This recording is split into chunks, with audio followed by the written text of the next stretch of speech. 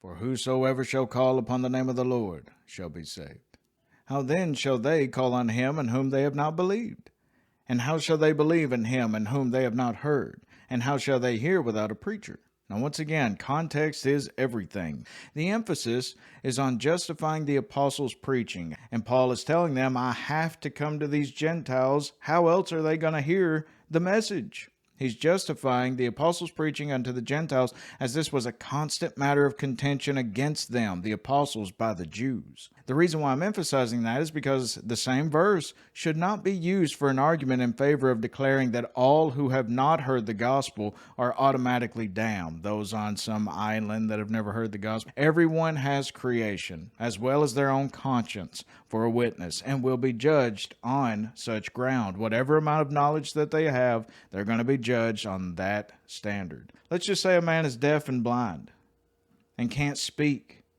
Do you think that he'll be judged in the same way that you and I are? Of course not.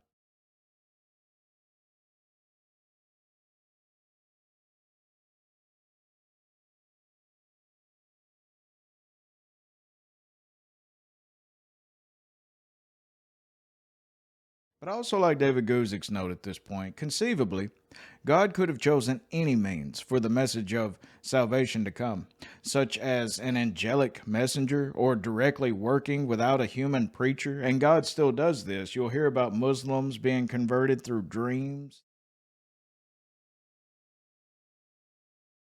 Nevertheless, God's normal way of bringing people to Jesus Christ is through the preaching of the gospel.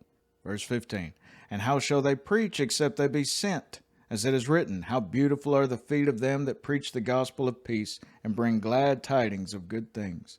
But they have not all obeyed the gospel. For Isaiah saith, Lord, who hath believed our report? So then faith cometh by hearing, and hearing by the word of God. But I say, have they not heard? Yes, verily, their sound went into all the earth, these preachers, and their words unto the ends of the world. The gospel had been spreading rapidly for many years, even a few years before Paul's actual conversion on the road to Damascus. Once the 3,000 converted on Pentecost and went preaching throughout their own lands. Whenever they went back and the festival was over, they went back into their own lands and they began to establish their own little churches within their own homes and everything. While the original 120, in whom the tongues of fire came down upon, while the original 120 stayed and preached in Israel. So the gospel had just rapidly expanded very, very quickly, even before Paul began.